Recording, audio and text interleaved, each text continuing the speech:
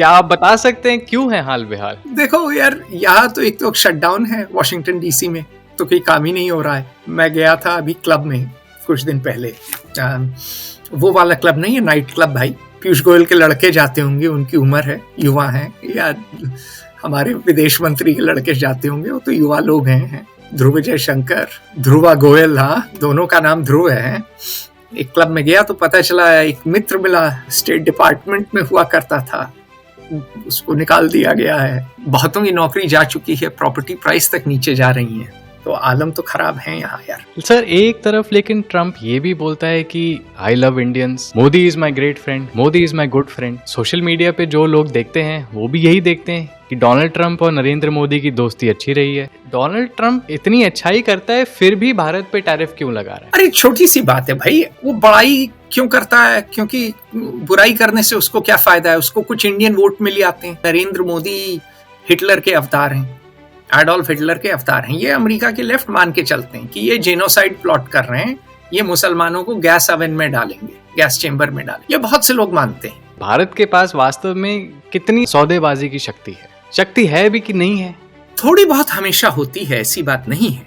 जब हम गरीब थे तब हम खड़े हो पाए अमेरिका से, ऐसी बात नहीं। भारत के पास शक्ति है, ऐसी बात नहीं है कि आपके पास शक्ति नहीं होती है, लेकिन फिर आपको त्याग करने की क्षमता होनी चाहिए। व्यापार के मैदान में दोनों देशों के लिए चुनौतियां तो हैं, लेकिन अवसर भी हैं। अवसर बहुत हैं। अगर इंडिया यूएस ट्रेड रिलेशन सुधर गए तो दोनों का फायदा है, अथाह फायदा है।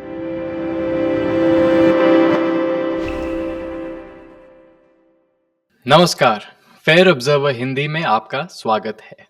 आज हम बात करेंगे अमेरिका और भारत के व्यापारिक संबंधों की। हमारे साथ जुड़ रहे हैं फेयर ऑब्जर्वर के मुख्य संपादक अतुल सिंह। नमस्ते सर। नमस्कार नमस्कार भाई, क्या हाल है? बढ़िया सर, आप बताइए। भाई यहाँ तो हाल बेहाल है। तो सर उसी से बात करते हैं। क्या आप बता सकते हैं क्यों है हाल बेहाल? देखो यार, यहाँ तो एक तो शटडाउन है वॉशिंगटन डीसी में, तो कोई काम ही नहीं हो रहा है। दूसरा, इतने यार दोस्त नौकरियों से निकाल दिए गए हैं, कोई स्टेट से निकाल दिया गया है। मैं गया था अभी क्लब में कुछ दिन पहले। वो वाला क्लब नहीं है, नाइट क्लब भाई। वहाँ पीयूष गोयल के लड़के जाते होंगे, उनकी उम्र है, युवा हैं, या हमारे विदेश मंत्री के लड़के जाते होंगे, वो तो युवा लोग हैं। ध्रुव जयशंकर, ध्रुवा गोयल, हाँ, दोनों का नाम ध्रुव है। लेकिन मैं गया था एक क्लब यहाँ पे, यहाँ हैं कुछ club, Cosmos, metropolitan, national press club, तो मैं तीनों जगह जाता रहता हूँ। तो एक क्लब में गया तो पता चला एक मित्र मिला, स्टेट डिपार्टमेंट में हुआ करता था, उसको निकाल दिया गया है। तो एक और मित्र सीआईए में था, वो भी अब जो है खलीहर घूम रहा है। तो वॉशिंगटन में तो बहुतों की नौकरी जा चुकी है, प्रॉपर्टी प्राइस तक नीचे जा रही है, तो आलम तो खराब है यहाँ यार। सरकार ही बंद है यार। अभी तो इतना गृह युद्ध है, चल रहा है, इतना गृह युद्ध चल रहा है रिपब्लिकन्स और डेमोक्रेट्स के बीच कि पूछो नहीं। तो इस सब में सर भारत कैसे आता है इस पूरी पिक्चर को देखें, क्योंकि हम शुरुआत ही इससे करते हैं कि अगर आप हमारे दर्शकों को बता सकें कि भारत और अमेरिका के वर्तमान के जो व्यापारिक संबंध हैं, हाँ, उनको सरल भाषा में अगर समझाएं तो क्या है? सरल भाषा में बुरे हाल हैं। टैरिफ्स लग गई 50%। आप पे बहुत ज्यादा टैरिफ्स हैं। आज के दिन पाकिस्तान और चीन से ज्यादा टैरिफ्स हैं। एक जमाने में मोदी, नरेंद्र मोदी आके भाषण देते थे, अब की बार ट्रंप सरकार, तो वो भी जमाने थे। और प्राइम मिनिस्टर्स ऑफिस को हमने कहा था कि भाई अगली ट्रंप टर्म जब आएगी तो टैरिफ्स आएंगी और इमिग्रेशन पे भी जो है चोट लगेगी। अब तो हमारा जो डॉक्यूमेंट है अप्रैल 2024 का, वो तो सब लोग पढ़ सकते हैं, वीडियो पे देख भी सकते हैं। अगर किसी को विस्तार में पढ़ना है, हमको ईमेल कर दें, हम पूरा डॉक्यूमेंट ही भेज देंगे। बात यह है भाई कि ये तो निश्चित था, जैसे सूर्योदय निश्चित होता है, लेकिन पढ़ने वाला कोई नहीं था। मुझे स्वयं लोगों ने बोला पीएमओ में कि मोदी जी और ट्रम्प जी की आ रही है, सब चंगा होगा जी। ये तो ऐसे ही बोल रहे होंगे। किसी ने एजेंडा 2025 नहीं पढ़ा, प्रोजेक्ट 2025, किसी ने वेबसाइट ठीक से नहीं पढ़ी। पूरी की पूरी हमारी एम्बेसी हड़िया पी के खुश थी, शाहे बेखबर की तरह सिर्फ मोदी सरकार का प्रचार प्रसार और टूर गाइड ड्यूटी में व्यस्त थी कि आज वीआईपी आ रहा है, आज वो आ रहा है, इसको घुमाना है, इसको चाय समोसा खिलाना है, फलनवे को डोसा खिलाना है, और अगर शशि थरूर आए तो शैंपेन और बटर चिकन मसाला और तंदूरी चिकन खिलाना होगा, क्योंकि वो रंगीन मिजाज हैं। शायद एक आध अप्सरा भी अरेंज करनी होती होगी। तो इसी टूर गाइड ड्यूटी में एम्बेसी लगी रही थी दिन रात। तो अनभिज्ञ थे हम कि क्या चुनौती आने वाली है। देखें, जापानियों से मेरे अच्छे संबंध हैं। जापानी सिनेरियो बना रहे थे ट्रम्प 2.0 का, जर्मन्स नहीं बना रहे थे। जर्मन्स को लगा कि जीत ही नहीं सकता, तो देखो जर्मनी का भी बुरा हाल हुआ। जिसने तैयारी की उसके हाल थोड़े बेहतर थे। हाल तो सबका ही बुरा हुआ, क्योंकि भाई ट्रम्प का ये मानना है कि टैरिफ्स आवश्यक हैं। क्यों आवश्यक हैं? क्योंकि अमेरिका का जो है करंट ट्रेड डेफिसिट है, और वो मर्केंटलिस्ट हैं।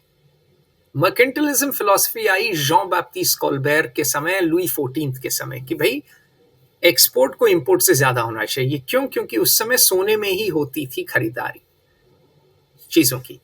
तो अगर आपके इंपोर्ट ज्यादा होते थे तो आपके देश से सोना चला जाता था।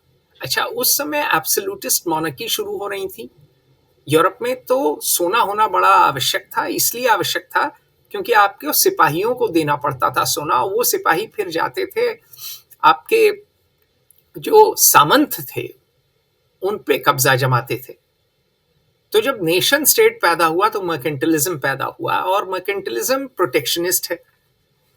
तो ट्रम्प भी मर्केंटलिस्ट हैं, प्रोटेक्शनिस्ट हैं। ये एडम स्मिथ के अनुयायी नहीं है, अनुयायी नहीं है, अनुयायी नहीं है। ठीक है, तो एक चीज समझनी बड़ी जो है जरूरी है कि ये टैरिफ्स की बात 80s से कर रहे हैं। पहले जापान के विरोध में करते थे, फिर वही चीज जो ये जापान के लिए बोलते थे वो ये चीन के बारे में बोलने लगे। और जो प्रोजेक्ट 2025 है उसका ये मानना था कि देखें, जो 1990s से 91 में सोवियत यूनियन के कोलैप्स के बाद जो चाइना शॉक एक इकोनॉमिक्स का पेपर है लगा, उससे अमेरिकी वर्किंग क्लास को बड़ा नुकसान हुआ। और उनका मानना यह है कि दो तरीके से नुकसान हुआ। कि अगर आप मान लो ये माइक है, तुम प्रयोग कर रहे हो, होगा विदेश का होगा, है ना। तो उनका ये मानना यह है कि अगर आप अमेरिकी होते, अमेरिका में होते, उनका ये होता है माइक अमेरिका में ना बन के चीन में बन रहा है, तो नौकरी जा रही है। दूसरा, इमिग्रेशन से जब आता है कोई, भले ही वो मेक्सिको से आए या इंडिया से, उससे एक तो अमेरिकी के नौकरी खतरे में पड़ती है, और दूसरा वेज डिप्रेस होते हैं। अगर अकेले एकमात्र तुम बोलो किसी को जाके कि साहब मैं आपका लॉन जो है काट दूंगा, या मैं आपके बर्तन मांज दूंगा, फिर मैं भी आ जाऊं, मैं बोलूं साहब मैं भी कर दूंगा, तो जब दो लोग हो गए तो अपने आप जो है तनख्वाह कम हो जाती है। क्यों? क्योंकि अब कंपटीशन हो गया ना लेबर में। तो उनका ये मानना है कि ग्लोबलाइजेशन, ट्रेड और इमिग्रेशन दोनों डिप्रेस करते हैं अमेरिकन वेजेस को। ये उनकी मूल मान्यता है। यही ट्रम्प मूवमेंट का आधार है। और ट्रम्प 1.0 में भी टैरिफ लगी थी इंडिया पे। ठीक, तो उनका ये मानना है कि टैरिफ सब पे लगाओ। एक तो इन्होंने टैक्स कम किया है, तो टैक्स की भरपूरी कहां से करेंगे? $37 ट्रिलियन डेट है यूएस का, तो भाई कहीं से तो पैसा आना है, तो टैरिफ से। टैरिफ इनडायरेक्ट टैक्स है, और टैरिफ सारा कंज्यूमर पे नहीं पड़ता है, कुछ कंपनी भी करेगी, ले लेगी, क्योंकि जो है अगर बहुत महंगी हो गई तो डिमांड ही खत्म हो जाएगी। तो लोग कहते हैं कि भाई डिवीजन मान लें कि कई लोग बोलते हैं कि 25-25 या 20-20-40 है। कुछ कहते हैं एक तिहाई तिहाई, कि कुछ एक्सपोर्टर देता है, कुछ इंपोर्टर देता है, कुछ कंज्यूमर देता है, तो डिवाइड हो जाता है। तो इनको टैरिफ्स में बहुत भरोसा है और सब पे टैरिफ लगी हैं, जापान पे भी लगी हैं, जबकि जापान ने कहा कि हम तो भाई 800 बिलियन 750 बिलियन लगा देंगे, आप में इन्वेस्टमेंट करेंगे। ईयू ने कहा हम 800 बिलियन करेंगे। अब ये फिगर्स चेक कर लेना, लेकिन ट्रंप को चाहिए 3 चीजें। पहली हेडलाइन, दूसरा मार्केट एक्सेस, ठीक, और तीसरा चाहिए कि आप आइए और इन्वेस्ट करिए अमेरिका में। तो हफ्ता वसूली है, एक तरह से दादागिरी है, हफ्ता वसूली है। और कमजोर को हर आदमी सताता है, आप कमजोर हैं तो आपकी पिटाई हो रही है। सर एक तरफ लेकिन ट्रंप ये भी बोलता है कि, और अंग्रेजी में बोलता है, I love Indians, Modi is my great friend, Modi is my good friend. और सोशल मीडिया पे जो लोग देखते हैं वो भी यही देखते हैं कि डोनाल्ड ट्रंप और नरेंद्र मोदी की दोस्ती अच्छी रही है, कम से कम सोशल मीडिया पे देखने में। तो उनकी विचारधाराएं में भी कुछ समानताएं देखी गई हैं। तो फिर सवाल ये है कि डोनाल्ड ट्रंप इतनी अच्छाई करता है फिर भी भारत पे टैरिफ क्यों लगा रहा है? अरे छोटी सी बात है भाई, वो आपको वो बड़ाई क्यों करता है? क्योंकि बुराई करने से उसको क्या फायदा है? उसको कुछ इंडियन वोट मिल जाते हैं। आइडियोलॉजिकली क्या था, लेफ्ट ये मान के चलती थी और अभी भी मानती है कि नरेंद्र मोदी हिटलर के अवतार हैं, एडोल्फ हिटलर के अवतार हैं। ये अमेरिका के लेफ्ट मान के चलते हैं कि ये जेनोसाइड प्लॉट कर रहे हैं, ये मुसलमानों को गैस ओवन में डालेंगे, गैस चेंबर में डालेंगे। ये बहुत से लोग मानते हैं। सत्य हो ना हो, तथ्य इसके समर्थन में हो ना हो, लेकिन ये मानते हैं। और कुछ तथ्य हैं भी, गुजरात में दंगे हुए थे ना 2002 में, चीफ मिनिस्टर यही थे, इनको वीजा नहीं दिया था। प्रधानमंत्री बनने के पहले अमेरिका में इनको वीजा नहीं मिल सकता था। इन्हीं के एक चंपू मिले थे, आईएएस, बोले थे मोदी जी कभी यूएस नहीं जाएंगे, बड़े स्वाभिमानी हैं। 4 दिन में पलटी खा के अमेरिका आ गए। तो यथार्थ यह है कि आइडियोलॉजिकली बीजेपी को डेमोक्रेट्स सारे नहीं लेकिन बहुत से मानते हैं कि ये हिंदू फैशिस्ट हैं, हिंदू राइट विंग है, हिंदू सुप्रीमेसिस्ट है। ठीक, तो ट्रंप को तो कुछ हिंदू वोट मिल गया, कुछ हिंदू डोनर मिल गया, तो वो क्यों बुराई करेगा? ट्रेड पॉलिसी का इससे कोई लेना देना नहीं है। कंट्रीज इंटरेस्ट पे चलती हैं, पर्सनालिटीज पे नहीं। भारत पर्सनालिटी कल्ट में जीता है और ये भूल जाता है कि 2 लीडर्स की यारी हो सकती है, लेकिन तब भी आपके देश पे दूसरा देश भारी पड़ सकता है। लीडर्स के इक्वेशंस ट्रेड रिलेशंस में ट्रांसलेट नहीं करते भाई। बोल्सोनारो और ट्रंप की बड़ी यारी थी, लेकिन उसके बावजूद ऐसा थोड़ी है कि यूएस ब्राजील के ट्रेडिंग रिलेशंस बहुत बढ़ गए। क्यों? क्योंकि डिमांड ब्राजील के सोयाबीन का चीन से है। अमेरिका तो इतना सोयाबीन उगाता है कि एक्सपोर्ट करता है, तो अचानक अमेरिका थोड़ी ब्राजील का सोयाबीन इंपोर्ट करने लगेगा। जरूरत ही नहीं है, मांग ही नहीं है। वहां तो दोनों कॉम्पीट कर रहे हैं ना, दोनों चीनी मार्केट को सोयाबीन बेचने के चक्कर में, क्योंकि दोनों के पास उत्पाद ज्यादा है। और बोल्सोनारो और ट्रंप की तो बिल्कुल एक रंग, एक धर्म, एक ही सोच, उसके बावजूद ट्रेडिंग रिलेशंस नहीं हो पाए ब्राजील और यूएस के बीच। ब्राजील का बिगेस्ट, सबसे बड़ा ट्रेडिंग पार्टनर चीन ही रहा। तो यूएस और इंडिया में हम ये भूल गए। यही बात जो तुम कह रहे हो वही आईएएस अफसर बोल रहे थे और आईएफएस अफसर, ट्रंप जी और मोदी जी की यारी है जी। बीजेपी के भी यही लोग बोल रहे थे देख लीजिए कितनी अच्छी यारी है, यारी अपनी जगह होगी, लेकिन 50% टैरिफ है। 1 लाख से ऊपर नौकरियां जा चुकी हैं टेक्सटाइल्स में, जेम्स और ज्वेलरी का बुरा हाल है गुजरात में ही, श्रिम्प फार्मिंग का आंध्र प्रदेश में बुरा हाल है। तो रोना लोग रो रहे हैं क्योंकि वो एक्सपोर्ट करते थे, यहां लाखों नौकरियां जा चुकी हैं। तो ये बात है। अच्छा, एक और चीज है कि यारी कुछ नहीं थी, ट्रंप का कोई यार नहीं है। ट्रंप जो है, डोनाल्ड ट्रंप अपने अंदाज से काम करते हैं, ठीक है, वो अपना ही फायदा देखते हैं। और आप तो बराबरी के ही नहीं हैं, यहां तो भारत की कोई बात ही नहीं करता है वॉशिंगटन में। आप बहुत लो हैं प्रायोरिटी में, आप 10वें नंबर पे हैं। आपका यूएस सबसे बड़ा ट्रेडिंग पार्टनर है, लेकिन आप यूएस के 10th लार्जेस्ट हैं, और आप यूएस को कोई एसेंशियल चीज सप्लाई नहीं करते। आप यूएस की कंपनीज को जरूर लेबर देते हैं, खासकर टेक में बिल्कुल देते हैं, और वो चीपर लेबर है, उससे इनकी प्रॉफिट मार्जिन अच्छी होती हैं बिल्कुल। और इंडिया ही वो मार्केट है जहां डेप्थ है और स्केल है, जहां की यूएस ग्लोबल कैपेबिलिटी सेंटर खड़ा कर सकता है, जहां से यूएस H1B पे लोगों को लाके और काम करा सकता है। लेकिन ये भी बात सच है कि कटिंग एज टेक्नोलॉजी नहीं है, आप बॉडी शॉपिंग करते हैं ज्यादातर कुछ कंपनियों को छोड़ के, और आप चीप लेबर पे आधारित हैं आपकी आईटी सर्विसेज।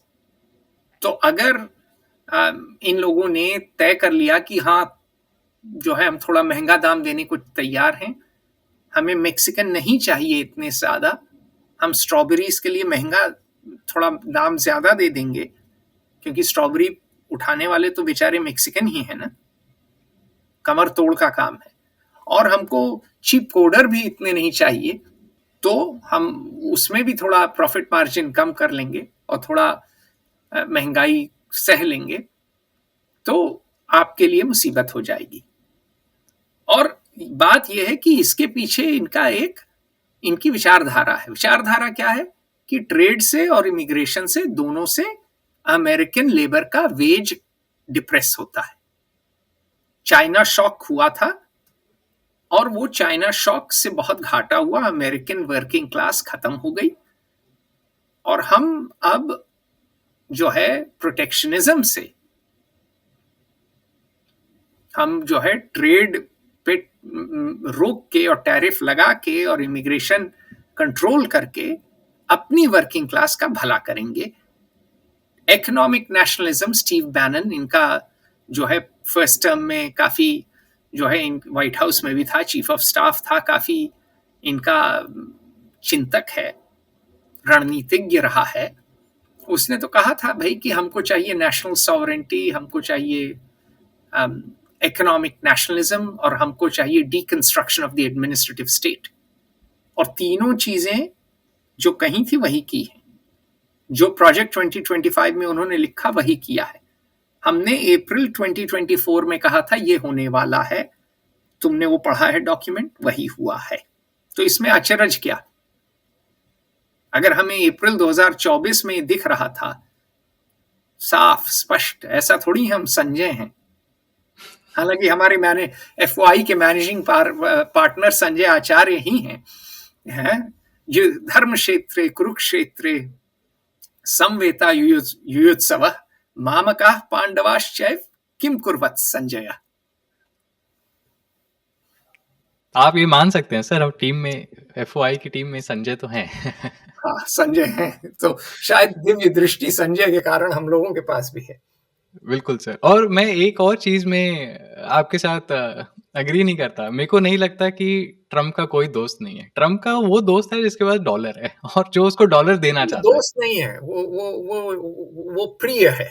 दोस्त तो हाँ। वो होता है जो आपका हो, भले ही वो आपके पास डॉलर हो ना हो। बिल्कुल सर। हाँ, तो दोस्त नहीं है, या डार्लिंग कह लो, ट्रम्प का डार्लिंग है। ट्रम्प का डार्लिंग है, वो ज्यादा बेहतर शब्द है सर। हाँ। तो आपने बड़े अच्छे से समझा दिया है कि ट्रम्प ने टैरिफ्स क्यों लगाए, और H1B वीजा जो भारतीयों को बड़ा उससे उससे सपोर्ट मिलता था अमेरिका में आने के लिए, खास हम्म, करके जो आईटी में थे, जो कंप्यूटर साइंस में थे, तो करीब हम्म, 70% H1B वीजा अमेरिका में भारतीय थे। हम्म, तो उस पे भी रोक लग गई है। तो हम्म, आपने अच्छे से समझा दिया कि ट्रम्प प्रोटेक्शनिज्म कर रहे हैं। हम्म। वो अमेरिका की इकोनॉमी भी बचा रहे हैं और अमेरिका की जो ये जॉब्स धारणा अमेरिकन, है, इकोनॉमी बचे ना बचे वो अलग चीज है। हाँ, देखो वो ये अलग चीज़ है, लेकिन मर्केंटिलिज्म कोशिश है। फिलॉसफी, एडम स्मिथ की फिलॉसफी में ये काम नहीं करेगा, क्योंकि एडम स्मिथ की फिलॉसफी ये है कि भाई आप ट्रेड करेंगे, अगर मान लो भाई छोटी सी चीजें हैं, अगर मैं जो है लिख अच्छा सकता हूं तो मैं लिखूं, है ना? क्या है एडम स्मिथ का? Division of labour, specialisation of labour, है ना? तो मैं लिखूं मेरा, और अगर जो है तुम वीडियो बना सकते हो तो तुम वीडियो बनाओ, फिर हम दोनों मिलके, चूंकि हाँ, हम दोनों अलग अलग काम पे फोकस करेंगे तो हम दोनों लोगों की प्रोडक्टिविटी बढ़ेगी। थोड़ा सा तुम मेरी लिखाई से फायदा उठाओगे, मैं तुम्हारे वीडियो स्किल से फायदा उठाऊंगा। और यही चीज डेविड रिकार्डो ने एक्सटेंड की कि भाई अगर पोर्चुगल वाइन अच्छी बनाता है तो वाइन बेचेगा, और अगर मान लो स्कॉटलैंड स्कॉच अच्छी बनाता है तो स्कॉच बेचेगा। भाई स्कॉटलैंड इतना ठंडा है कि वहां तो अंगूर उग नहीं सकते, तो वो तो बना नहीं सकते जी वाइन। और पोर्चुगल में मान लो पोर्चुगल स्कॉच बना भी सकता होता, लेकिन कोई तुक नहीं है, क्योंकि स्कॉटलैंड में जितना वो रिसोर्स लगा के स्कॉच बनाएगा उससे ज्यादा वो वाइन बना लेगा, और जो उसको जरूरत है स्कॉच की वो स्कॉटलैंड से खरीद लेगा। तो कंपैरेटिव एडवांटेज में ट्रेड में जनरली क्या है कि अगर आप अच्छी तरह ट्रेड करेंगे तो सबका फायदा होगा, इसीलिए हजारों साल से ट्रेड होता है। बिल्कुल। भाई इसीलिए क्रिस्टोफर कोलंबस इंडिया आने को चला था, ट्रेड की वजह से ना। वो जो हमारा पॉडकास्ट है तुमने सुना ही है, मेक यूरोप ग्रेट अगेन, बिल्कुल सर। इसी पे है ना भाई। तो ट्रेड रूट चोक कर दिया ऑटोमन ने, तुर्कों ने, उस्मानियों ने। तो उसके बाद यूरोपियंस इंडिया काली मिर्च के चक्कर में और मसालों के चक्कर में आने के जो है अमेरिका तक पहुंच गए। वास्को द गामा पहुंचा, मेरी तो पैदाइश है वास्को द गामा की। तो वास्को द गामा पहुंच गया, कोलंबस पहुंच गया अमेरिका, है। तो ट्रेड तो हजारों साल का खेल है, कोई नई चीज नहीं है। लेकिन यह है कि इनकी फिलॉसफी मर्केंटलिस्ट है, प्रोटेक्शनिस्ट है। बिल्कुल सर। ये 1930s में हुई थी पिछली दफे टैरिफ्स, हूट स्मूथ हॉली टैरिफ्स, डिप्रेशन के मतलब 1929 के क्रैश के तुरंत बाद। बेगर दाई नेबर पॉलिसीज को कहते थे। लेकिन यह भी बात सच है कि फ्री ट्रेड ऐसा नहीं है में सबका भला होता है, क्योंकि अगर घाना कोको उगाता है और स्विट्जरलैंड चॉकलेट बनाता है तो ज्यादा पैसा किसको मिलेगा? टर्म्स ऑफ ट्रेड किसके फेवर में है? स्विट्जरलैंड के फेवर में हो जाएंगे सर। बिल्कुल। तो हमने मैंने एक पीस लिखा था, नासिर खिलजी जो सीनियर इकोनॉमिस्ट थे, रिटायर हो गए यूएस ट्रेजरी में, उनकी आइडियाज पे कि इंडस्ट्रियलाइजेशन बहुत जरूरी है अगर आपको प्रोडक्टिविटी लीप करनी है। यही चीज जवाहरलाल नेहरू ने कोशिश की 5 ईयर प्लान स्टालिनिस्ट मॉडल से, और यही चीज कोशिश की नरेंद्र मोदी ने क्रोनी कैपिटलिज्म के थ्रू अंबानी और अदानी को फेवर करके, खासकर अदानी को फेवर करके। और आज हम जिस दिन बात कर रहे हैं उस दिन अदानी का भांडा फोड़ दिया है वॉशिंगटन पोस्ट ने। हेडलाइन ही क्या है कि हेडलाइन ये है कि भाई कि हेडलाइन ये है कि India's 3.9 billion plan to help Modi's Mughal ally after US charges। ठीक भाई। तो कोशिश दोनों ने की, दोनों कोशिशें सफल नहीं हुई। जापान, साउथ कोरिया, ताइवान, चीन और वियतनाम भी सफल हुआ इंडस्ट्रियलाइजेशन में, हम नहीं हो पाए। हम डी इंडस्ट्रियलाइज हो गए, हम एक सर्विसेज इकोनॉमी पहले बन गए। तो यथार्थ यह है कि हमने बेट किया फेवरेबल टर्म्स ऑफ ट्रेड पे 1991 के बाद। हमने चीप लेबर पे रिलाई किया, हमने मेहनत नहीं की, ईज ऑफ डूइंग बिजनेस, हमने वो रैंकिंग गेम की, वो गेम हो नहीं पाई, ब्यूरोक्रेट हमारे लुटेरे हो गए हैं। अब तो प्राइवेट सेक्टर में जाने का कोई तुक ही नहीं है, छोटी कंपनी तो बिल्कुल ही पिट गई है। पहले डिमोनेटाइजेशन, फिर जीएसटी, जीएसटी रोल आउट तो मिड फाइनेंशियल ईयर में किया है, और उसके बाद टैक्स टेररिज्म, जो ड्रेकोनियन पावर्स हैं, लोग टैक्स देने से नहीं डरते, वो लोग इससे डरते हैं नोटिस आ जाएगी फिर कोर्ट में लटक जाएंगे। तो आपकी इकोनॉमी में डोमेस्टिक डिमांड है नहीं, और आपके यहाँ फॉरेन डायरेक्ट इन्वेस्टमेंट आ ही नहीं रहा है, और अब फॉरेन इंस्टीट्यूशनल इन्वेस्टर भी वापस जा रहे हैं। तो ये ट्रेड वॉर उस समय आई है जब आप कमजोर हैं, और इसलिए आई है, ये बार बार हमने बताया है, हम कई ट्रंप एडमिनिस्ट्रेशन के लोगों से मिले, ट्रंप 1.0 के काफी लोगों से मैं मिला, सबने कहा कि देखो आप डिसऑनेस्ट, डुप्लिसिटस, डबल स्पीकिंग, ट्रांजैक्शनल लोग हो, आप हमको बोलते हो, आप हमसे भी बदतर हो। मैंने बोला बताओ जी क्यों ये बोल रहे हो? बोले देखो जी, हमने फर्स्ट टर्म में आपकी मदद की, खूब की, चाइना के अगेंस्ट भी सपोर्ट किया, ठीक, आपने मार्केट बंद रखा, आपने क्वालिटी कंट्रोल ऑर्डर और वही लाल टेप करके हर चीज आपने अपने ओलिगार्क्स के लिए, कि भाई महिंद्रा के लिए कर दो, अदानी के लिए कर दो, टाटा के लिए कर दो, अंबानी के लिए कर दो, जो इनकम्बेंट आपका बिग बिजनेस है उसको बचा के रखो, और कार कंपनियों के लिए भी आपने दूभर कर दिया ऑपरेट करना। तो आपने की चीटिंग, हमने तो अपना मार्केट खोला, आपने नहीं खोला। तो बोला, उन्होंने बोला कि there is a entry ticket to come to Disneyland, America का मार्केट डिज्नीलैंड है, हमने आपको फ्री एंट्री दी इतने साल, आपने तो चीटिंग की, कहा कुछ किया कुछ। तो खुमार जो पहले टर्म का है, खासकर इंडियन ब्यूरोक्रेसी के और नरेंद्र मोदी गवर्नमेंट के प्रोटेक्शनिज्म का, कि क्वालिटी कंट्रोल ऑर्डर निकाल के मार्केट बंद करके प्रोटेक्शनिज्म करके, उस वजह से भी ये हो रहा है। एक तो खुद गुंडागर्दी है, हफ्ता वसूली है, फिर एक ये है कि थोड़ा बदले वाली भावना भी है, और फिर आखिरी चीज ये है कि इस पे तो लंबी बात मैंने की है कि हमारे लोग बरगलाए बहुत ज्यादा हैं। अभी जैसे एम्बेसडर विनय क्वात्रा है, नौकर की तरह पेश आया डोनाल्ड ट्रंप के सामने, लेकिन न मिलता है किसी से, न अपनी बात कहता है, न इंडिया का केस पुट करता है, न वन पेजर जाते हैं कैपिटल हिल कांग्रेसमैन को, ठीक, और इसने कह दिया है कि कोई नहीं आए, इंडस्ट्रियल डेलीगेशन नहीं आए, न फिक्की आए, न सीआईआई आए, कोई बातचीत नहीं, हम इंडियन फॉरेन सर्विस के महाज्ञानी सर्वगुण संपन्न हम ही लोग संभाल लेंगे। एक हमारे जय जय शिवशंकर, कांटा लगे ना कंकड़, एस जयशंकर, और दूसरा ये विनय क्वात्रा जो कि बांग्लादेश में गुड़ गोबर करके आए हैं, इनका रिकॉर्ड अच्छा नहीं है, एक केमिस्ट्री पढ़ा हुआ, दूसरा एग्रीकल्चर पढ़ा हुआ, दोनों को ना इतिहास आता है ना अर्थशास्त्र।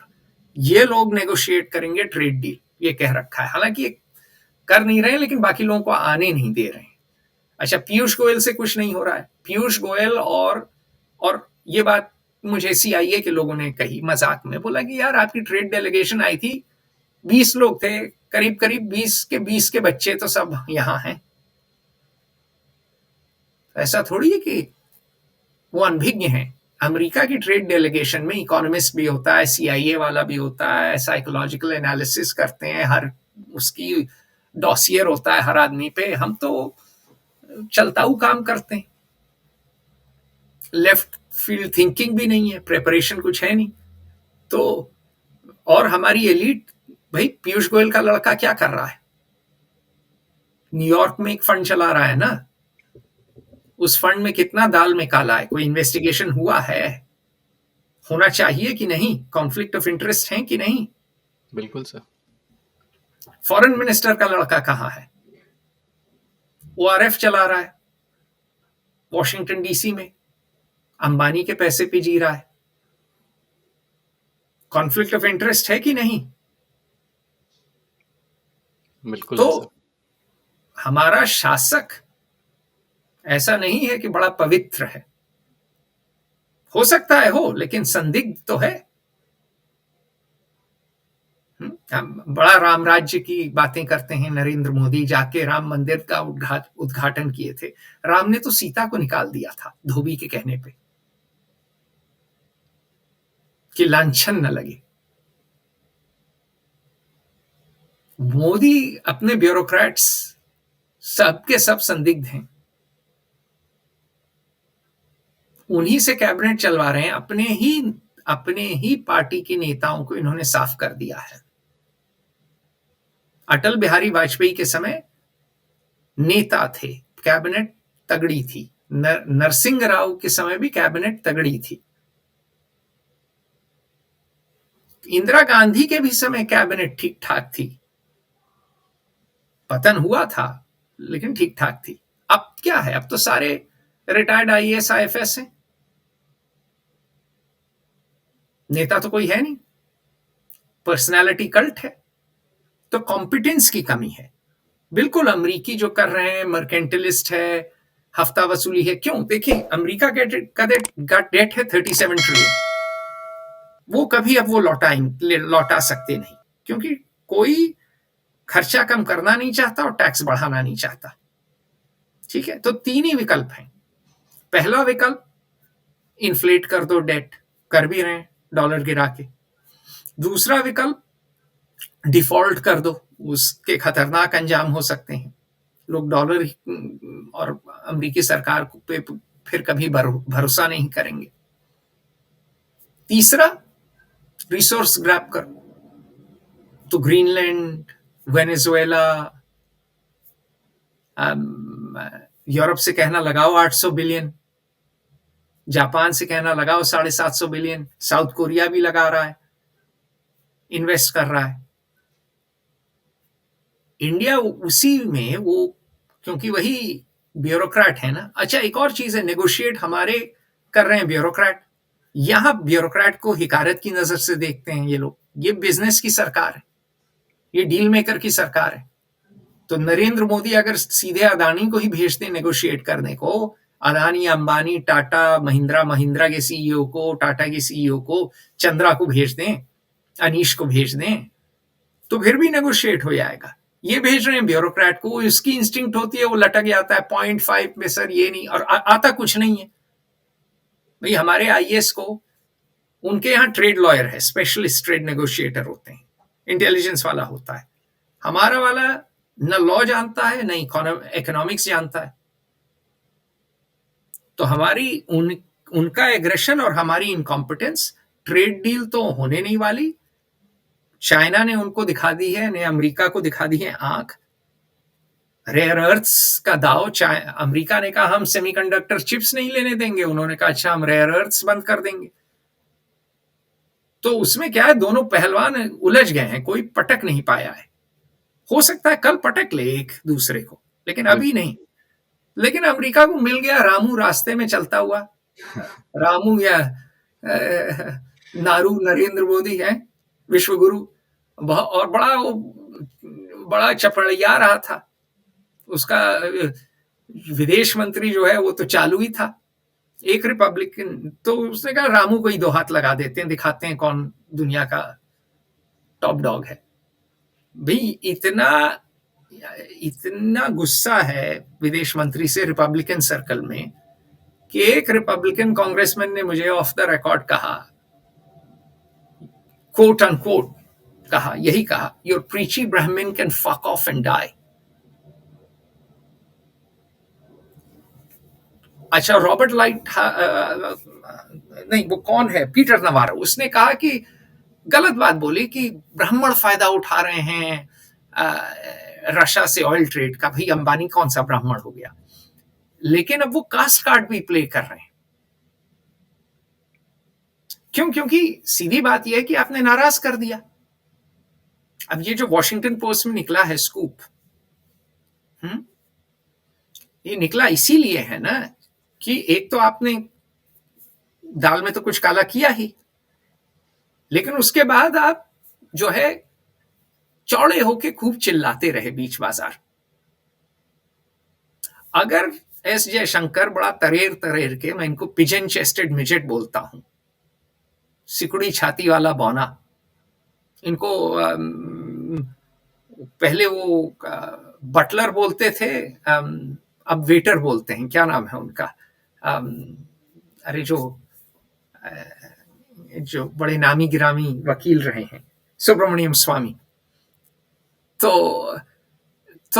अब ये जो है इनका लड़का तो है यहाँ, तो यहाँ बार बार लोग कहते हैं कि भाई इतना वेस्ट खराब है ना, तो पीयूष गोयल से बोलो और एस जयशंकर से बोलो अपने बच्चों को, अपने लड़कों को भेज देना बीजिंग या मॉस्को। यहाँ क्यों है, इत्थे क्यों, हार्वर्ड क्यों भेजा गोयल ने अपने लड़के को, अंडरग्रेड और एमबीए, और वो अंग्रेजी एक्सेंट में हिंदी बोलता है। ध्रुव जयशंकर तो गए भी किसी ऐसे वैसे कॉलेज, हो सकता है ऐसे वैसे नहीं हो, मैंने नाम नहीं सुना था उनके अंडरग्रेड का, उसके बाद जॉर्ज टाउन। तो कथनी और करनी में बहुत फर्क नहीं हो सकता है। अगर आप जो हैं सीखिया पहलवान हैं और आपको दारू की लत है और आप बीड़ी बहुत सुलगाते हैं, और अगर आप जो है किसी पहलवान के जो है घर के बाहर निकल के चीखने लगे बड़े, अबे बाहर निकल मैं बताता हूं तुझे, और पहलवान निकल गया, खुदा ना खास्ता, फिर तो धुलाई है। तो वही हो रहा है। धुलाई हो रही है। आपने पहलवान की इतनी एग्जाम्पल दे दी, मैं खुद पहलवानी कर चुका हूँ, लेकिन मैं दर्शकों को थोड़ा क्रिकेट का एग्जाम्पल भी देता हूँ कि हमारे यहाँ तो क्रिकेट ज्यादा देखा जाता है ना। तो ट्रंप ने एक तरफ तो टैरिफ लगा दिए, अब उसने रूसी तेल पे सैंक्शन लगा दिया, तो अब ना हम अंबानी ने कह दिया अब नहीं खरीदेंगे, नहीं खरीदेंगे, तो और तेल के दाम भी बढ़ गए, तेल के दाम भी बढ़ गए, महंगाई बढ़ेगी अब। बिल्कुल। तो ऐसा लग रहा है कि भारत एक बैट्समैन है और ट्रंप कभी फास्ट बॉल डालता है, कभी बाउंसर डालता है, कभी यॉर्कर डालता है, आपको पता नहीं करना क्या है, आप बस अपना विकेट बचाने की कोशिश करो। वही कर रहे हैं। ऐसा ही लग रहा है मेरे को एकदम। हाँ, बिल्कुल वही परसेप्शन मैनेजमेंट का खेल है, सब नौटंकी का खेल है, ये प्रचार प्रसार की सरकार है, ये जुमलेबाजी की सरकार है। इसमें ना कॉम्पिटेंस है, इसमें ना विजन है, इसमें ना क्लैरिटी है, और इसमें ना नेशनलिज्म है। ये तो अपने Hindu voter, middle class voter को भी बेच खाए हैं, इस पे तो लंबी बात करेंगे। आज इनसे सबसे ज्यादा असंतुष्ट हिंदू मिडिल क्लास वोटर है, और आज इनसे सबसे ज्यादा असंतुष्ट भाजपा का एमएलए और भाजपा का एमपी है। खूब रोना रोते हैं मुझसे जब मैं मिलता हूं, ऐसा भुक्कासी फाड़ के रोते हैं भाजपा के नेता की पूछो नहीं। कहते हैं हमसे ज्यादा औकात तो समाजवादी पार्टी के एमएलए की है, वो डरा धमका आता है डीएम को, हम अगर कुछ करेंगे तो हाईकमांड से फोन आ जाता है।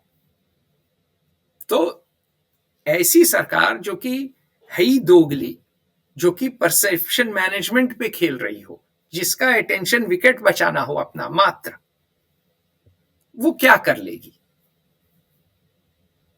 वो देश को चक्रव्यूह में फंसा दी है, और प्रार्थना करें, दिवाली अभी भी गई है, कि देश का हश्र अभिमन्यु जैसा ना हो। तो सर इसमें देश के पास क्या है, जैसे भारत के पास वास्तव में कितनी सौदेबाजी की शक्ति है? शक्ति है भी कि नहीं है? थोड़ी बहुत हमेशा होती है, ऐसी बात नहीं है। जब हम गरीब थे तब हम खड़े हो पाए अमेरिका से, ऐसी बात नहीं। भारत के पास शक्ति है, ऐसी बात नहीं है कि आपके पास शक्ति नहीं होती है, लेकिन फिर आपको त्याग करने की क्षमता होनी चाहिए। भाई हमारे पिताजी 1971 की लड़ाई में, तुम तो मिले हो, ऑपरेशन किए थे। कितने हमारे रिश्तेदार, जानी पहचानी, पारिवारिक मित्र उस लड़ाई में, अब तो बूढ़े हो रहे हैं सब लोग, लेकिन उस लड़ाई में कई लोग लड़े। उस समय भारत रिचर्ड निक्सन और हेनरी किसिंजर से टक्कर ले लिया।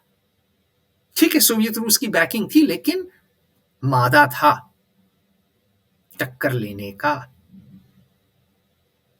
बिल्कुल। लेकिन त्याग करना पड़ा है। आज भारत ने पाकिस्तान को अच्छी तरह धो दिया 4 दिन में। अच्छी तरह नहीं, थोड़ा बहुत धोया। अच्छी तरह तो धो नहीं पाए क्योंकि नरेंद्र मोदी ने रोक दिया सबको। ट्रंप ने सीज फायर अनाउंस कर दिया, ट्रंप के सामने झुक गए। ट्रंप के लोगों ने मुझसे कहा है कि जेडी वैंस और मार्को रूबियो से कहा कि भैया बंद कराओ, और बंद कर दिया। और मैंने तुम्हें बताया कि मुझे अंदर के लोगों ने बोला है कि सर अगर हम चालू रहते तो कुछ लीवरेज होता,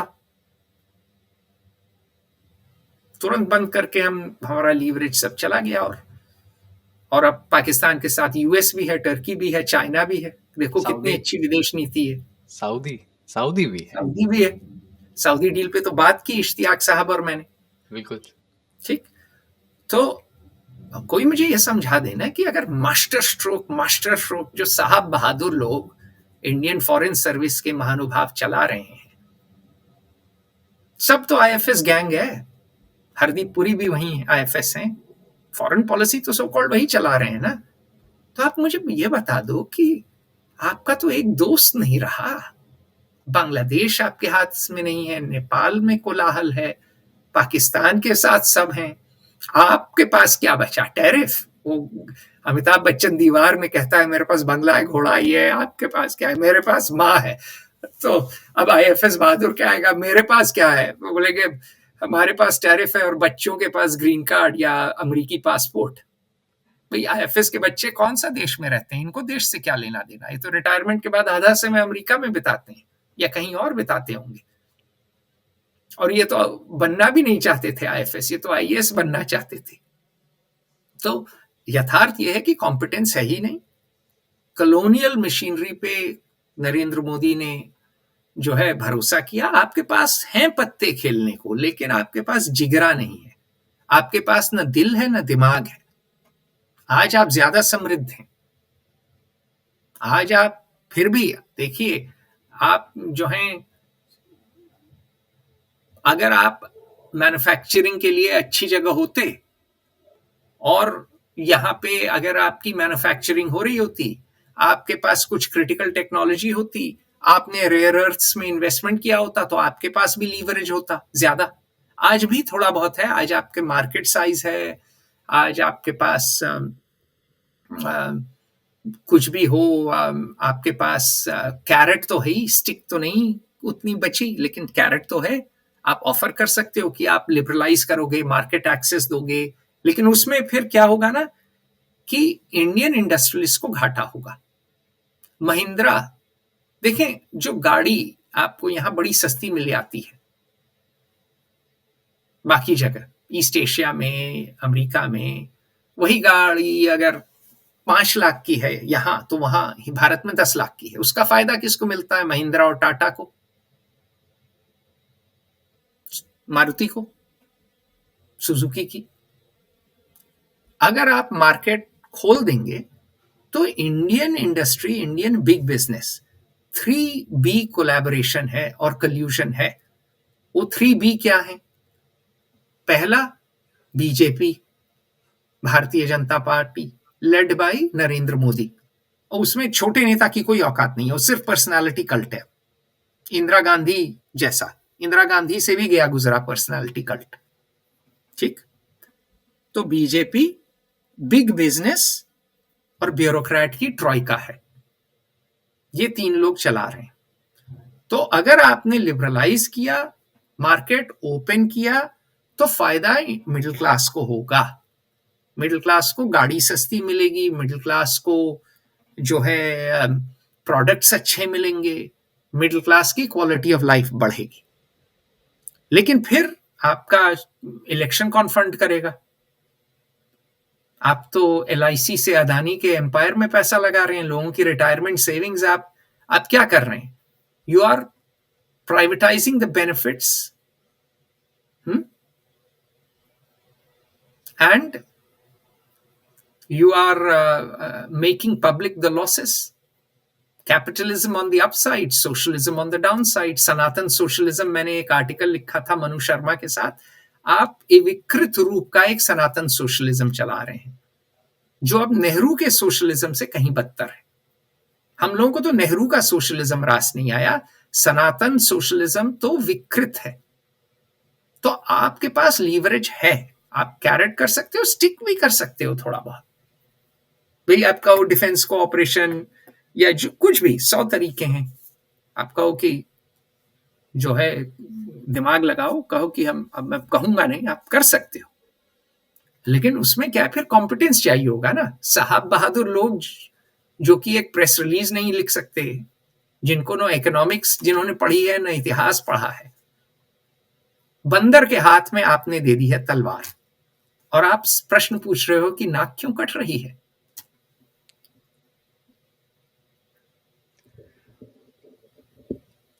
जिगरा चाहिए सर, जिगरा। सही बात बोली आपने एकदम। दिल और दिमाग दोनों चाहिए, सिर्फ एक बिल्कुल नहीं, बिल्कुल दोनों। जिगरा चाहिए, दिमाग भी चाहिए, मस्तिष्क भी चाहिए। बिल्कुल सर। वो दोनों नहीं आखिरी है, दोनों नहीं है। नरेंद्र मोदी सरकार एग्रीकल्चर रिफॉर्म्स किए, ठीक है, क्यों विड्रॉ कर लिए? डर था कि सरदार कहीं जान से न मार डालें। सीएए आज तक लागू नहीं किया। जहां पर भी विरोध होता है, लोग सड़क पे उतरे आते हैं, वहां ये सीधे बैकवर्ड मार्च करे आते हैं। इंदिरा गांधी नहीं है नरेंद्र मोदी। सीज फायर क्यों मान लिया? ये है नौटंक। ये है जैसे चारण भाट होते थे एक जमाने में। देखो किस तरह ये झुक के अटल बिहारी से मिले थे वीडियो में, और अब चौड़े बने फिरते हैं। इनकी मानसिकता रही है किस अप एंड किक डाउन, जो भारत की भी रही है, अधिकांश नेताओं की यही रही है। तो न दिल है न दिमाग है, और या तो चतुर बनना या घोड़ा बनना। गाना है ना पड़ोसन का, न चतुर बन पाए न घोड़ा बन पाए। दो नावों में इन्होंने टांग रख दी, अब नाव जा रही है इस ओर। अब कल्पना कर लो क्या होगा। सर आप अभी अमेरिका में बैठे हैं, अमेरिका की राजधानी वॉशिंगटन में बैठे हैं। मैं आपसे बात कर रहा हूँ भारत से। आपने लेकिन पढ़ाई की इंग्लैंड में, आप ऑक्सफोर्ड गए थे, और अभी आप पहले भारत में की, पहले अंग्रेजी हाँ, साहित्य और इतिहास लखनऊ विश्वविद्यालय से पढ़े। हाँ सर। फिर तो आपकी कहानी लंबी फिर है। फिर आप आईपीएस आईपीएस गए, फिर आप हाँ, ऑक्सफोर्ड गए, हाँ। लेकिन अभी आपने प्रिंसटन की जैकेट पहनी हुई है। प्रिंसटन का कप भी है भाई। अच्छा, तो आप वैसे ऑक्सफोर्ड की वाहवाही करते हैं, लेकिन आप प्रिंसटन के कप के साथ भी हैं, उसके जैकेट के साथ भी हैं। तो यार ऐसा लोग तो यही बोलेंगे तो इंडियंस की हरकतें हैं। भाई ऐसा है कि ये मुफ्त में दे दिया था। ये मेरे मित्र हैं, उनके पिताजी वर्ल्ड वॉर 2 फाइटर पायलट थे। वो प्रिंसटन से ड्रॉप आउट करके चले गए थे कनाडा, और कनाडा में वॉलंटियर किए, और फिर वो लड़े बैटल ऑफ ब्रिटेन में। ठीक है, बैटल ऑफ ब्रिटेन के बाद, और उनके भाई की मृत्यु डी डे को ही हो गई, पैराशूट में वो जब लैंडिंग कर रहे थे। तो इत्तेफाक से उनके सारे कोट मुझे हो जाते हैं। तो ये यार गिफ्ट्स हैं। मैं गया भी था प्रिंसटन वगैरह में टॉक देने, तो ये सब गिफ्ट्स हैं। मैं तो भैया सीधी बात ये है, न कमीज मैंने खरीदी न कोट मैंने खरीदा। कमीज मेरे भाई ने दे दी, कोट दोस्त ने दे दिया, कप किसी और ने दे दिया। तो भैया जो मेरे हाथ लगता है मैं, और ठीक ठाक मुझे जो लगता है वही मैं पहन लेता हूँ, वही प्रयोग कर लेता हूँ। सेंट स्टीवेंस ने तो मुझे कुछ नहीं दिया, न लखनऊ विश्वविद्यालय ने दिया, न आईपीएस एकेडमी ने तो आज तक बुलाया नहीं एक भाषण देने के लिए नेशनल पुलिस एकेडमी में। तो भाई मैं उन्होंने कुछ दिया ही नहीं, तो उनका मैं क्या पहनूंगा।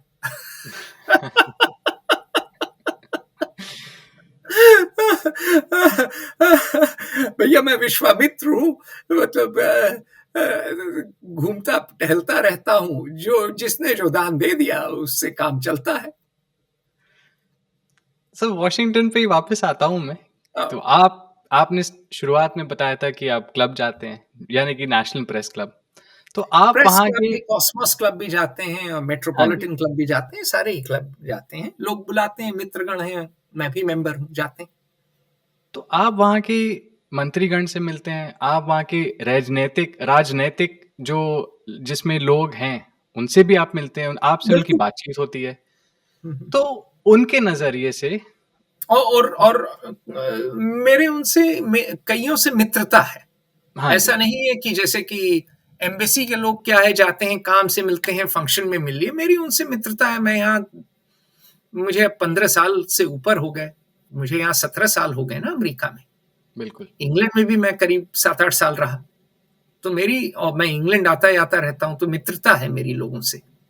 अब तो अच्छी खासी, कई लोगों से 10-10 साल से मित्रता है, और बिल्कुल, निजी बिल्कुल। तौर पे है वो।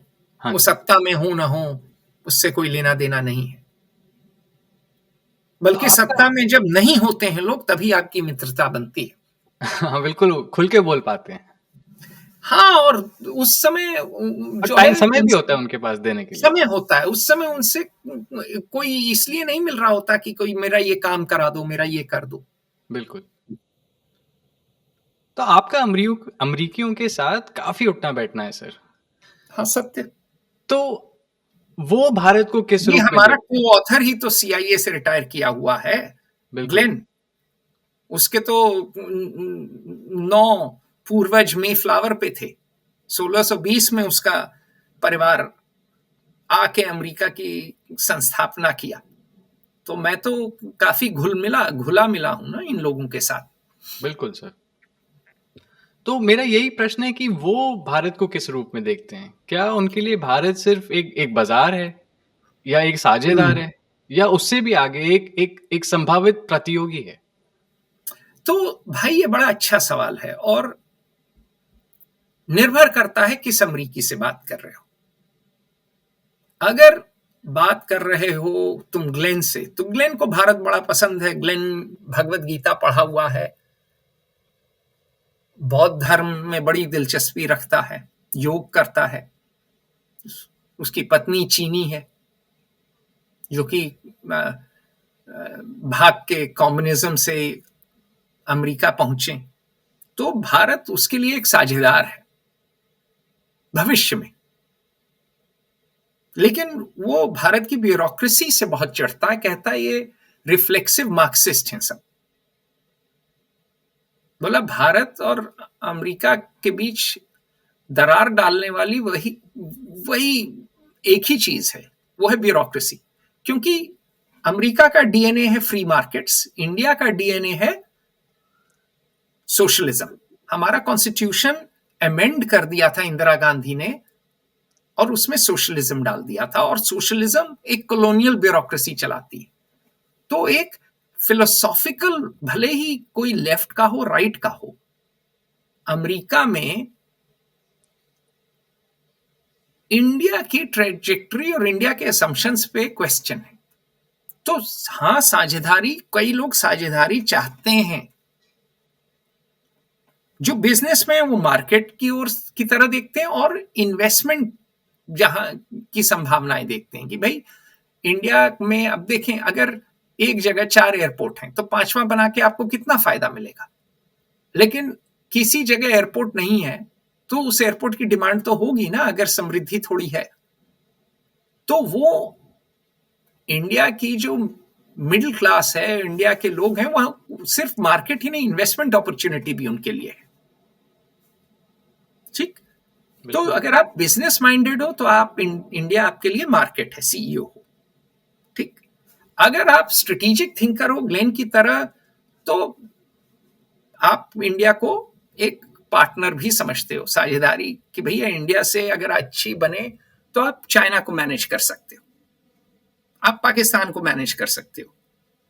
हमारा जो रिपब्लिकन दोस्त है क्रिस्टोफर रोपर शेल, जो कैपिटल हिल पे है, जनरल काउंसिल है आजकल, मैकॉल का जनरल काउंसिल है, जो कि चेयरमैन थे फॉरेन रिलेशंस कमेटी के, वो कहता है कि भाई इंडिया एक फ्रंटलाइन स्टेट हो सकता है इस्लामिज्म और कम्युनिज्म के खिलाफ, क्योंकि दोनों खतरे हैं।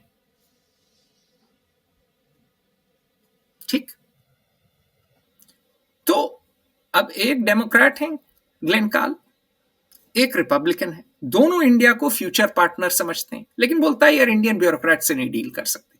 वो अभी गया था एम्बेसडर की पार्टी में, बोला यार कोई जानता नहीं इसको, बोलना आता नहीं, कोई विजन नहीं। तो बोला कि अच्छे लोग हैं, बोला उसको तो अच्छे लगे, भाई उनके साथ तो अच्छे ही होंगे ना, गोरों के साथ लेट ही आते हैं हम लोग। लेकिन बोला यार करना क्या चाहते हो, आखिर कहना क्या चाहते हो। तो वो लोग पार्टनरशिप चाहते हैं, लेकिन क्लैरिटी उनकी ओर से तो क्लियर है कि उनको गिव एंड टेक, आपकी तरफ से क्लैरिटी नहीं है। और तीसरा, कुछ लोग जो पीटर नवारो की तरह हैं, जो कि हेरिटेज फाउंडेशन की तरह लोग हैं, जिन्होंने प्रोजेक्ट 2025 लिखा, वो कहते हैं कि जो गलती हमने चीन के साथ की वो भारत के साथ नहीं करेंगे।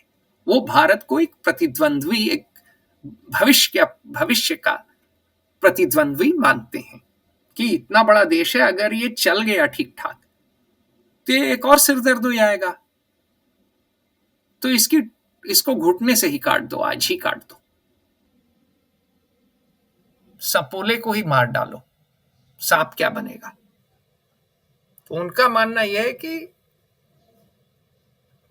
खत्म कर दो। और उसमें थोड़ा सा रिलीजन और रेस की भी बात है, उसमें से कुछ लोग थोड़ा रेसिज्म का एलिमेंट भी होगा और रिलीजन का भी है कि बहुत से, और जो है हार्डलाइन क्रिश्चियन ये मानते हैं कि फ्रीडम ऑफ रिलीजन नहीं है इंडिया में, नागालैंड, मणिपुर इत्यादि में उनकी हमदर्दियां हैं क्योंकि वो सब अमेरिकन बैप्टिस्ट हैं। अच्छा, डेमोक्रेट्स में भी एक जो तबका उठ के आ रहा है जो कि हार्ड लेफ्ट है, वो कहता है कि भाई आप ह्यूमन राइट्स नहीं फॉलो करते, आप कश्मीर पे अत्याचार कर रहे हो, तो पुराना राग है, लेकिन ये अब फिर उठ रहा है। और उनका ये मानना है कि आप हिंदू फैशिस्ट हो और हिंदू सुप्रेमिसिस्ट हो, जैसे व्हाइट सुप्रेमिसिस्ट होते थे साउथ के। तो आप फ्यूचर न सिर्फ इकोनॉमिक, न सिर्फ पॉलिटिकल, न सिर्फ military, but future ideological enemy भी हो। आप LGBTQ+ राइट्स नहीं मानते, आप ट्रांसजेंडर के खिलाफ हो, तो आप दुष्ट, दुराचारी, व्यभिचारी, बोल सॉरी कैटेगरी में हो। देखिए नरेंद्र मोदी ने बड़ा नाच गाना किया, नौटंकी की G20 को लेकर, पानी पैसे की तरह बहाया। उसके बाद क्या इनको मिला प्रसाद, तुसी तो मर्डरर हो, RAW मर्डर करता है जी हमारे सिटीजन्स के, ठीक, ये प्रसाद मिला। और अब दूसरा प्रसाद मिला है कि इनके फाइनेंशियल बैकर गौतम अदानी, ये भारतीय टैक्स पेयर का पैसा चुरा रहे हैं, ठीक, और गौतम अदानी के खिलाफ इन्वेस्टिगेशन भी है।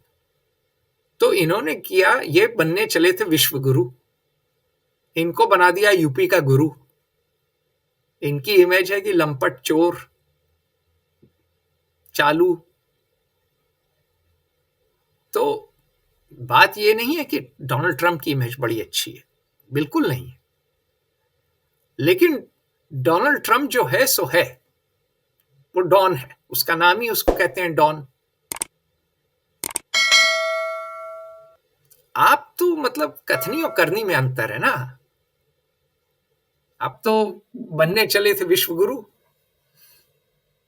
और आप न माया मिली न राम आपको, तो आप तो कहीं के नहीं है, धोबी के कुत्ते हैं, न घर के न घाट के।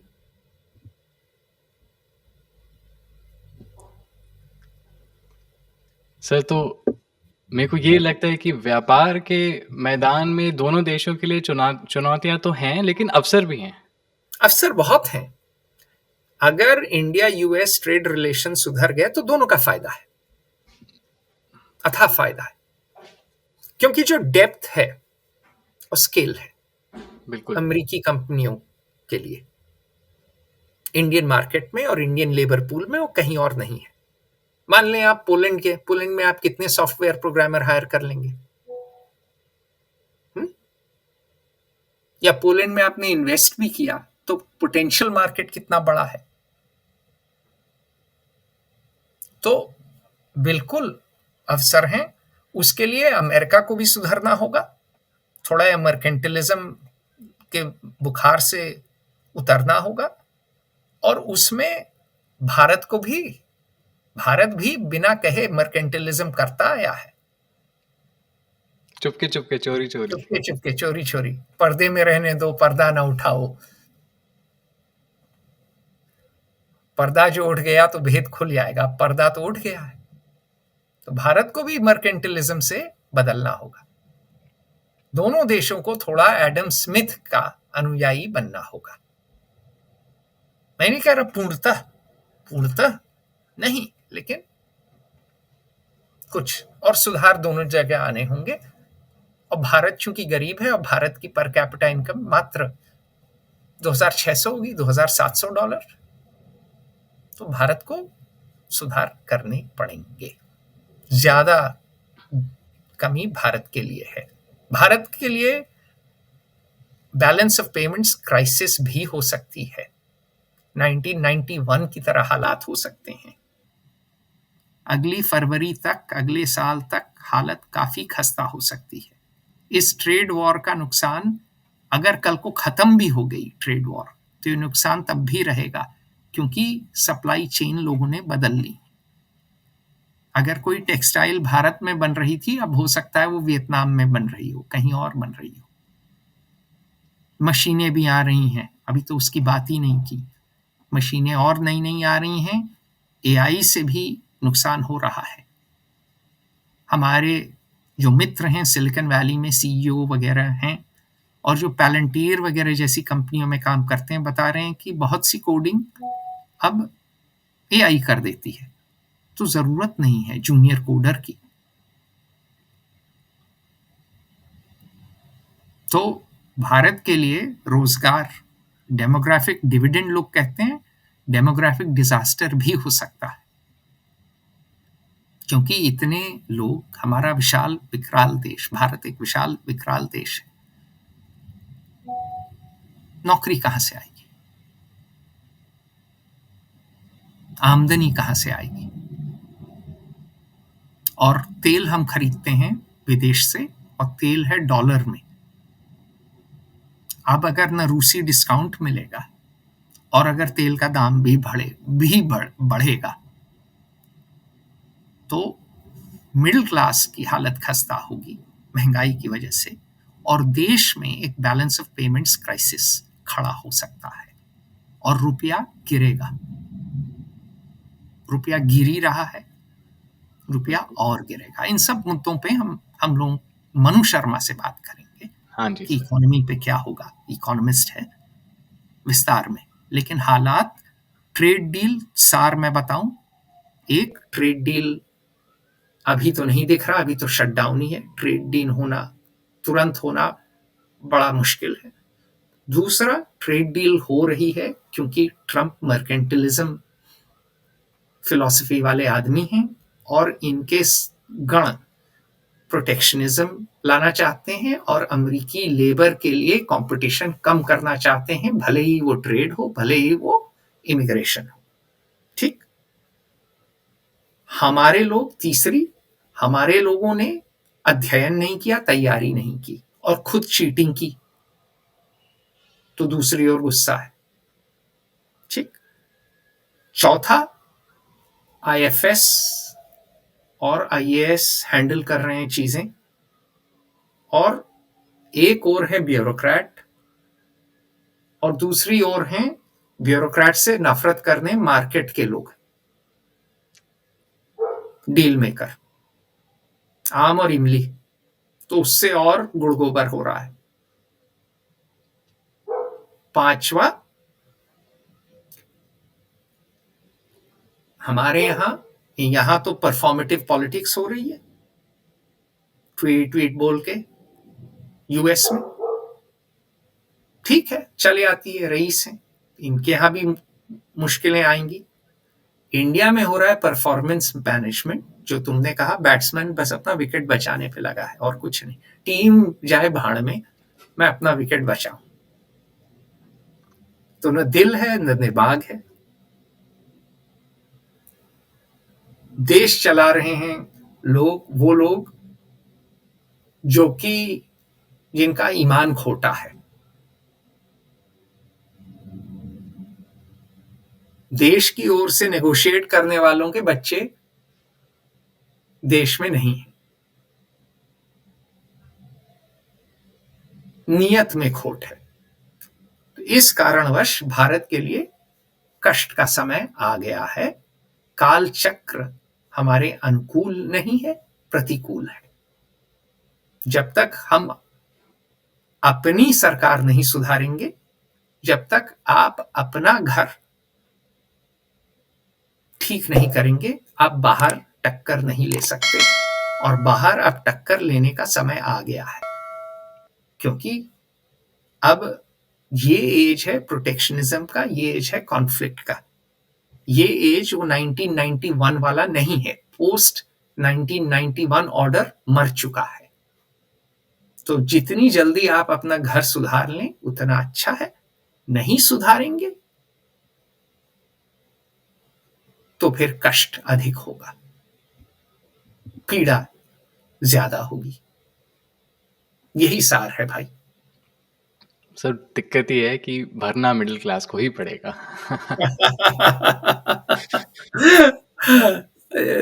तो मिडिल क्लास को तय करना पड़ेगा कि क्या करे। बिल्कुल सर। या तो मौन रहेगी। एक पिक्चर थी, इमरजेंसी के बाद दोबारा बनी, किस्सा कुर्सी का। पता नहीं कितने लोगों ने देखी है। उसमें एक सड़क चलता जो है चीजें प्रदर्शन करने वाला आदमी, उसको शैम्पू वगैरह लगा के नेता बना दिया जाता है। वो देश का राष्ट्रपति या प्रधानमंत्री या जो भी बन जाता है। और धीरे धीरे देशपाल उसको दारू की लत लगाता है। देशपाल आईएएस है, लड़की की लत लगाता है। और जो है जनता वोट देती है। जनता को बड़ा विश्वास होता है इस नए नेता में कि ये उठ के आया है, जमीन से आया है। और जनता ही जेल भेज दी जाती है। चूहे मारने का पहले इनाम घोषित होता है, फिर उसके बाद उस पे दंड घोषित हो जाता है। और सब लोग घूस देके इनाम लेते रहते हैं। जनता असल में चूहे मार के लेके जाती है और जनता जेल में चली जाती। और जनता का देशपाल बलात्कार कर देता है और जनता अपने को लटका के मर जाती है। किस्सा कुर्सी का बनी थी इमरजेंसी के बाद। यूट्यूब पे है पूरी पिक्चर। किस्सा कुर्सी का लागू होती है नरेंद्र मोदी पे और देशपाल पे। तो लाइफ इमिटेटिंग आर्ट, यूजुअली क्या कहते हैं कि आर्ट इमिटेट्स लाइफ, कला जिंदगी की नकल करती है। अभी क्या हो रहा है, जिंदगी कला की नकल कर रही। किस्सा कुर्सी का। इसी बात पे अंत करते हैं सर। एक धन्यवाद। बस बात कहूंगा, जनता बोल नहीं पाती है, हाँ गूंगी जी। है। तो मिडिल क्लास को तय करना होगा कि क्या वो गूंगी जनता की तरह अपना बलात्कार सहती रहेगी या उठ खड़ी होगी और संघर्ष करेगी। ये सवाल तो मिडिल क्लास ही उत्तर दे सकती। मेरा जवाब तो पता है तुम लोगों को, और आप लोगों को जो बड़े लोग हैं, तुम ही नहीं कहना चाहिए मुझे। मेरा जवाब पता है सब लोगों को। भारत बड़ा अनोखा देश है सर। यहाँ हीरे भी हैं और यहाँ पे कोयला भी है। हर ही देश वैसा है। बिल्कुल। हर देश ऐसा है। बिल्कुल। धन्यवाद अतुल सर, अपना समय देने के लिए और एकदम सरल भाषा में समझाने के लिए कि हालात कितने बुरे हैं और क्यों बुरे हैं, और इससे इन हालातों से निकलने के लिए भारत और भारतवासियों को क्या करना चाहिए। धन्यवाद अपना आप। घर सुधारना पड़ेगा। बिल्कुल, बिल्कुल सर। भाई रोहन, अच्छा लगा। नमस्कार भाई, नमस्कार। नमस्कार सर। और हमारे दर्शकों के लिए, अगर आपको ये वीडियो पसंद आया तो प्लीज़ लाइक कीजिए, शेयर कीजिए, सब्सक्राइब कीजिए और ज़रूर कमेंट कीजिए। अगर आपको हमारी बातें अच्छी लगी तो भी कमेंट कीजिए। अगर आप इन बातों से सहमत नहीं हैं तो भी कमेंट कीजिए। धन्यवाद।